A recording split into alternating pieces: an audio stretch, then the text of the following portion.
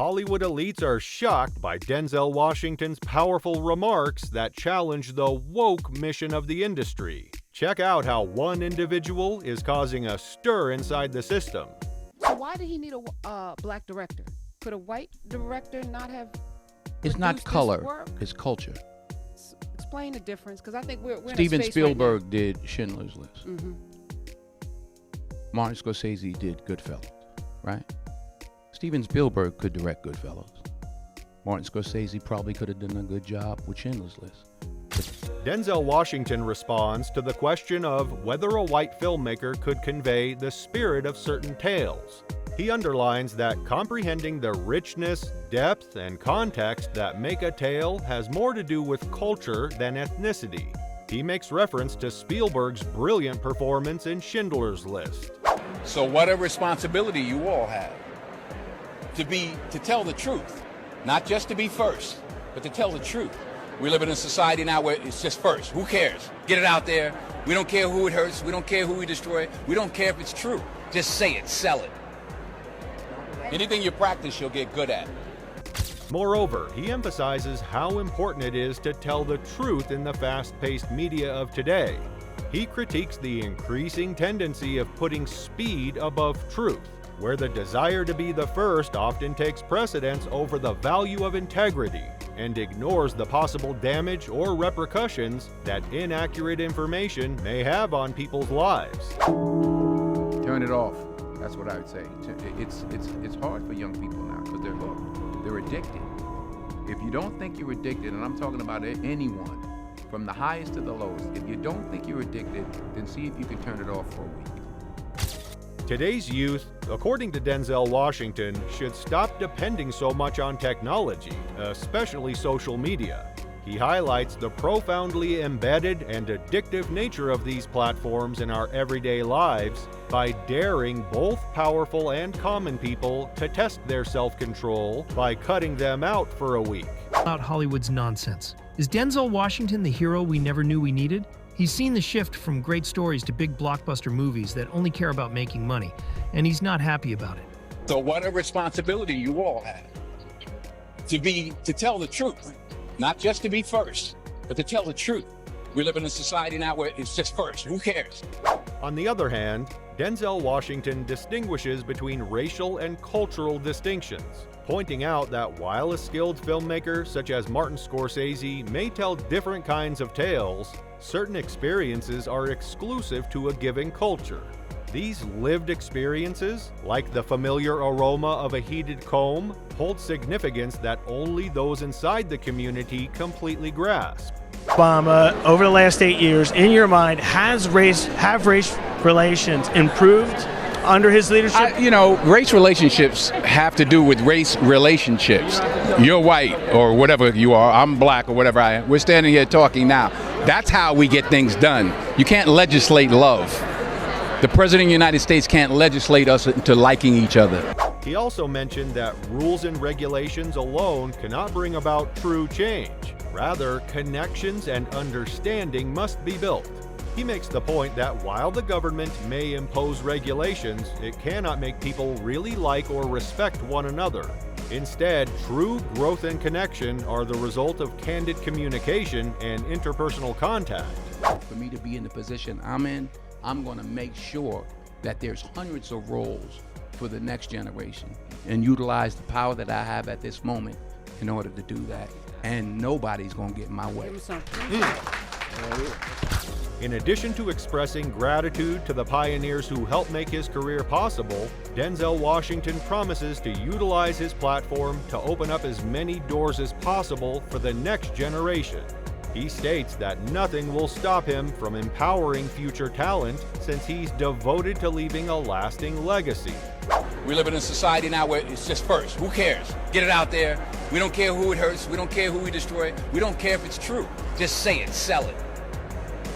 Anything you practice, you'll get good at, including BS.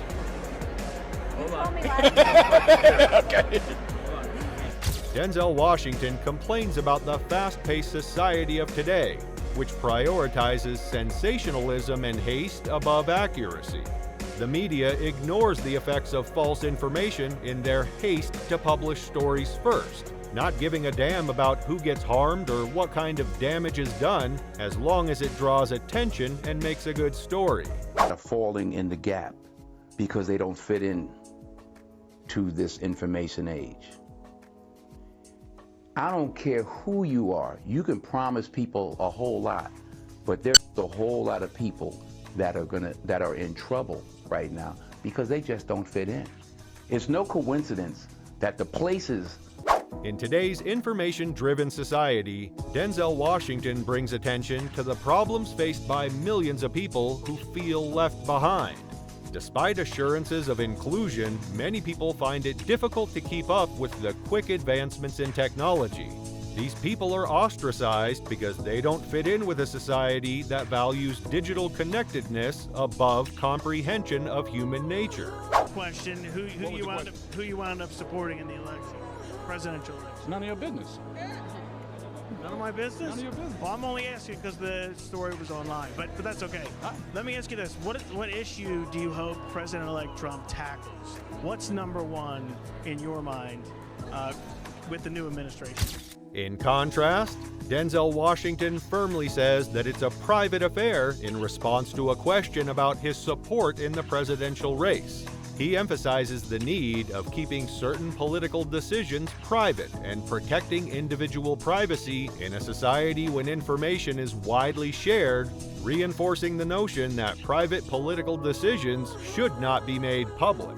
Movement, for example, and those issues, has that movement in particular, the Black Lives Matter movement, helped race relations or not in America? Well, listen, we live in America, and in America we have the freedom to express ourselves. We shouldn't take that for granted. So whatever the movements are, whether you agree with them or don't, they have the right. He highlights the significance of the right of free speech in the United States, pointing out that movements such as Black Lives Matter embody this essential freedom. He cautions us not to take this freedom for granted, regardless of our personal beliefs, as it enables people and organizations to express their concerns and push for change. Get good at it, including BS. Hold on. Okay. But you heard me? Does that make sense? He also emphasizes the value of practice by pointing out that we become better at everything we constantly work on, including unproductive or unpleasant things.